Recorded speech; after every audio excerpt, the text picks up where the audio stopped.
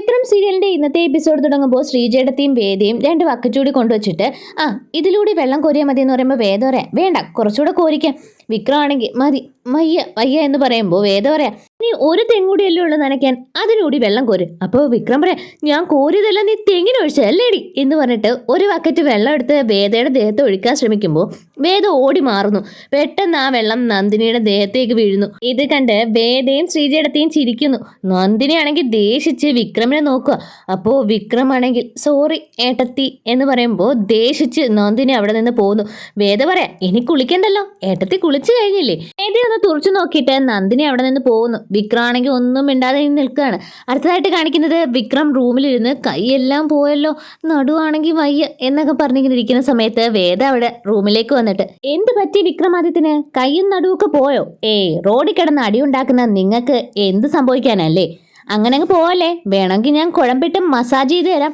അപ്പോൾ വിക്രം പറയാണ് നീ അങ്ങനെ മസാജ് ഇടണ്ട, വേണമെങ്കിൽ നിന്റെ തന്തയ്ക്ക് ഒരു മെസ്സേജ് ഇട്, നീ അങ്ങോട്ട് തിരിച്ചു വരുവാണെന്ന്. ഇത് കേട്ടിട്ട് വേദ പറയുകയാണ് അയ്യേ എന്ത് ചളിയാണോ, ചളി സ്കിറ്റിൽ പോലും ഇത്രയും ചളി ഉണ്ടാവില്ല.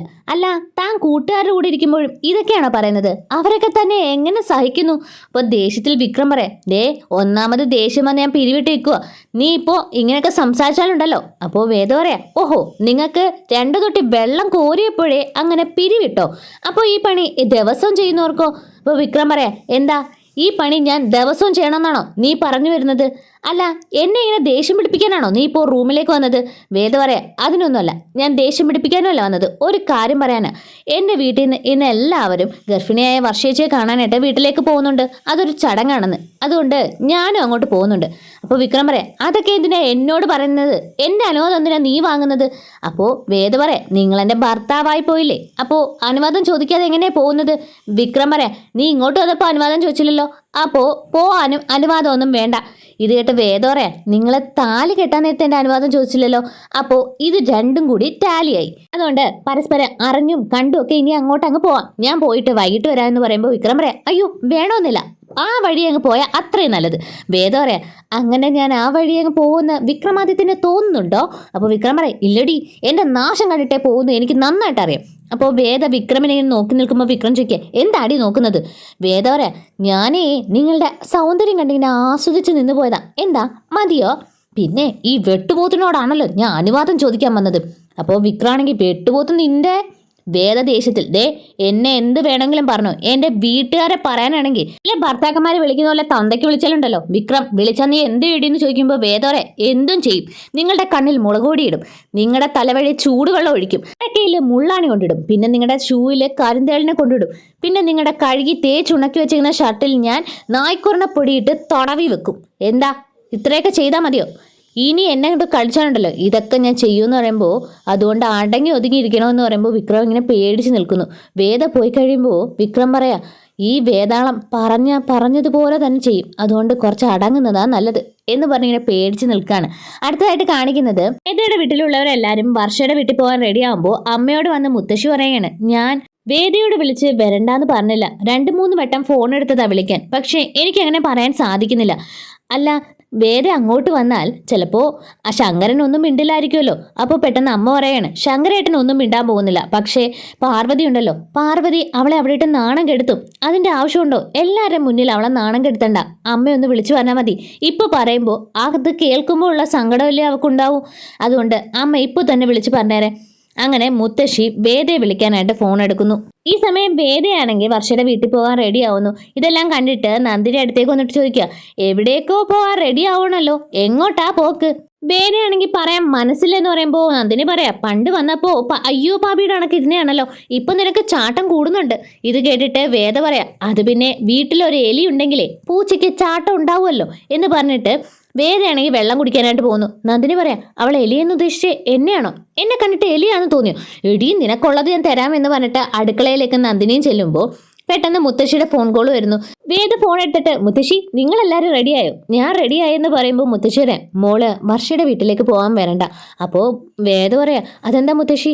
മുത്തശ്ശി പറയാം അത് പിന്നെ അവരിൻ്റെ എന്തെങ്കിലുമൊക്കെ പറഞ്ഞാലോ, അത് മോക്കൂടെ നാണക്കേടാവും, വേണ്ട മോളെ എന്ന് പറയുമ്പോൾ വേദ പറയാം അതൊന്നും സാരമില്ലെന്ന് നമ്മൾ തീരുമാനിച്ചതല്ലേ, പിന്നെ എന്താ മുത്തശ്ശിക്ക്? അല്ല അച്ഛൻ വല്ലതും പറഞ്ഞോ? വല്ലതും പറഞ്ഞു മുത്തശ്ശി പറ. പെട്ടെന്ന് മുത്തശ്ശി ഫോൺ കട്ട് ചെയ്യുന്നു.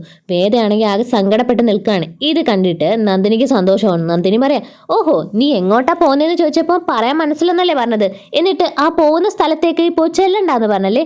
നിനക്ക് അങ്ങനെ തന്നെ വേണം. നിന്റെ അച്ഛനും വീട്ടുകാരും എല്ലാം നിന്നെ നട തള്ളി കഴിഞ്ഞു. പിന്നെ നിനക്ക് ആകെയുള്ള ആശ്രയം ഇവിടെ അല്ലേ. വിക്രമാണെങ്കിൽ ഒരിക്കലും നിന്നെ ഭാര്യയായിട്ട് അംഗീകരിക്കാൻ പോകുന്നില്ല. നിന്റെ അച്ഛനും കളയും, നിന്റെ ഭർത്താവും നിന്നെ ഉപേക്ഷിക്കും. അവസാനം നിനക്ക് പോകാൻ സ്ഥലം ഇല്ലാതാവും. നീ ഇങ്ങനെ അലഞ്ഞു തിരിഞ്ഞു നടക്കും. നീ എന്താ എന്നെ വിളിച്ചത്, എലിയെന്നോ? നീ പൂച്ചയാണല്ലേ. പൂച്ചകളുടെ സ്ഥാനം എവിടെയാണെന്ന് നിനക്കറിയാവോ? അടുക്കള വശത്ത്. എല്ലാ വേസ്റ്റും തിന്നാൻ. അങ്ങനെ തന്നെ വേസ്റ്റ് തിന്ന് കരഞ്ഞ് ജീവിക്കാനായിരിക്കും നിന്റെ വിധി എന്ന് പറയുമ്പോൾ ഇതൊക്കെ കേട്ടിട്ട് സങ്കടം വന്ന് വേദ വരാന്തയിൽ ചെന്ന് നിന്ന് കരയാണ്. ഇത് കണ്ടിട്ട് വിക്രം പുറത്തേക്ക് ഇറങ്ങി വന്നിട്ട്, എന്താ വേതാളം, വേതാളത്തിന് ഇത് എന്ത് പറ്റി? വേദ കണ്ണീര് തുടങ്ങി കാണുമ്പോൾ വിക്രം പറയാം, അല്ല വേതാളം, നിനക്ക് കരച്ചിലൊക്കെ വരുമോ? അപ്പോൾ വേദ പറയാം, ഇല്ല, എൻ്റെ കണ്ണിൽ ഒരു പൊടി പോയതാ. വിക്രം പറയാം, ഞങ്ങളുടെ കണ്ണിലും പൊടി പോകാറുണ്ട്, പക്ഷേ സ്വരം ഇങ്ങനെ ഇടറാറില്ല. അപ്പോൾ ഇത് കേട്ടിട്ട് വേദ പറയാം, പക്ഷേ എനിക്ക് അങ്ങനെയല്ല, സ്വരം ഇടറും. എന്താ നിങ്ങൾക്ക് പ്രശ്നം? അപ്പോൾ വിക്രം പറയാം, നിന്റെ ഏട്ടത്തിയുടെ ഗർഭം കാണാൻ പോകാൻ നിന്റെ വീട്ടുകാർ നിന്നോട് വേണ്ടാന്ന് പറഞ്ഞല്ലേ?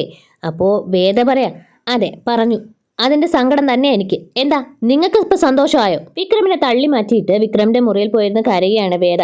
അപ്പോൾ വിക്രം പുറകെ ചെല്ലുമ്പോൾ വേദ പറയാം, നിങ്ങൾക്ക് എന്നെ ഒന്ന് ശല്യം ചെയ്യാതിരിക്കാൻ പറ്റുമോ?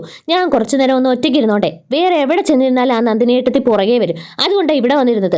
നിങ്ങൾ എന്നെ ഒന്ന് വെറുതെ വിട് പ്ലീസ് എന്ന് പറഞ്ഞ് വേദ വിക്രമിനെ നോക്കി കരയുന്നു. അങ്ങനെ വേദയുടെ വിഷമമൊക്കെ കണ്ടിട്ട് വിക്രം ഒന്നും മിണ്ടാതെ വേദയെ തന്നെ നോക്കിയിരിക്കുകയാണ്. ഇതായിട്ട് കാണിക്കുന്നത് സുധാര മാഷ് ബില്ലടയ്ക്കാനായിട്ട് KSBയിലേക്ക് ചെല്ലുമ്പോൾ സുധാര മാഷിനെ അറിയാവുന്ന ഒരു സ്റ്റുഡന്റ് പെട്ടെന്ന് മാഷിനെ വിളിച്ചിട്ട്, എന്താ മാഷെ, എന്താ പ്രശ്നമെന്ന് തിരക്കുമ്പോൾ മാഷ് നടന്ന കാര്യങ്ങളൊക്കെ പറയുന്നു. എന്നിട്ട് വിഷം ചെയ്ത തെറ്റും പറയുന്നു. ഞാൻ അതിന് ഫൈൻ അടച്ചോളാം എന്ന് പറയുമ്പോൾ പെട്ടെന്ന് ആ ഉദ്യോഗസ്ഥൻ പറയാണ്, മാഷ് അതൊന്ന് പതുക്കെ പറ, ആരും കേൾക്കരുത്. യഥാർത്ഥത്തിൽ ഫൈൻ അടച്ചുകൊണ്ട് ഒരു കാര്യമില്ല. ഇത് 3 വർഷം തടവ് വരെയുള്ള കാര്യങ്ങളാണ്. പിന്നെ ആകെ പ്രശ്നവും ഫ്യൂസൂരും. എന്തിനാ അതിനൊക്കെ പോകുന്നത്? മാഷ് തൽക്കാലം ഇത് ആരോടും പറയണ്ട. അപ്പോൾ മാഷ് പറയാം, ഞാൻ ഫൈൻ അടയ്ക്കാം. അപ്പോൾ ഉദ്യോഗസ്ഥൻ പറയാം, ഫൈൻ അടച്ചുകൊണ്ട് എന്താ കാര്യം? എല്ലാവരും ഈ തെറ്റ് ചെയ്തിട്ട് ഫൈൻ അടയ്ക്കാമെന്ന് പറഞ്ഞാലോ? അതുകൊണ്ട് കോടതി വിധി ഇങ്ങനെയാണ്, 3 വർഷം തടവാണ്. മാഷ് അതുകൊണ്ട് തൽക്കാലം ആവശ്യമില്ലാത്ത കാര്യം ആരോടും പറയണ്ട. സത്യസന്ധതയൊക്കെ നല്ലതാ, എങ്കിലും എന്നോട് കാര്യം പറഞ്ഞില്ലേ, അത് മതി. എന്തായാലും ഈ ബില്ല് അടച്ചേക്കാം എന്ന് പറഞ്ഞിട്ട് ബില്ല് നോക്കുമ്പോൾ ഓൺലൈൻ വഴി അടച്ചിട്ടുണ്ട്. അപ്പം മാഷ് പറയാം, ഓൺലൈൻ വഴി അടച്ചോ? പെട്ടെന്ന് മാഷിന് വേദയെ ഓർമ്മ വരുന്നു. ലൈൻമാനോട് ഇന്ന് തന്നെ മാഷിന്റെ വീട്ടിലെ കറണ്ടിന്റെ കാര്യം ശരിയാക്കി കൊടുക്കണമെന്ന് പറഞ്ഞിട്ട് ഉദ്യോഗസ്ഥൻ മാഷിനെ അവിടെ നിന്ന് പറഞ്ഞു വിടുന്നു.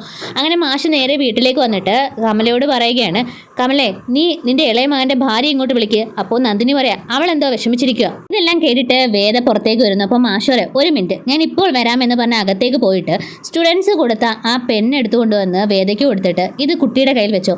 കുട്ടി ആ ബില്ലടച്ചെന്ന് ഞാൻ അറിഞ്ഞു. ഈ പെന്നിന് എന്തായാലും കറണ്ട് ബില്ലിനേക്കാൾ വിലയുണ്ടെന്ന് അറിയാം. കുട്ടിയുടെ കയ്യിൽ വെച്ചോ, പണയമായിട്ട് വെച്ചാൽ മതി. പണം കിട്ടുമ്പോൾ ഞാൻ തിരികെ എടുത്തോളാം. അപ്പോൾ വേദ പറയുകയാണ്, അത് പിന്നെ ഞാനും കൂടിയല്ലേ ഈ വീട്ടിലെ കറണ്ട് ഉപയോഗിക്കുന്നത്.